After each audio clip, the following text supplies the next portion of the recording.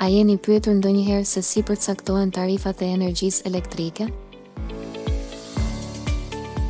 Tarifa e energjisë elektrike përbëhet nga dy pjesë: shpenzimet për prodhim dhe shpenzimet e tjera. Shpenzimet për prodhim i përfshin shpenzimet për prodhimin e energjisë. Shpenzimet e tjera i përfshin 4 pjesë kryesore.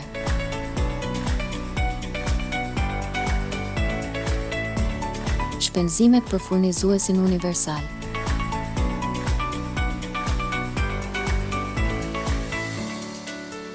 Shpenzimet për transmetim.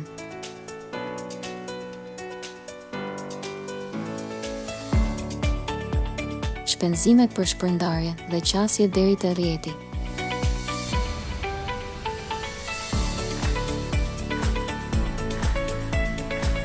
Shpenzimet për operatorin e tregut.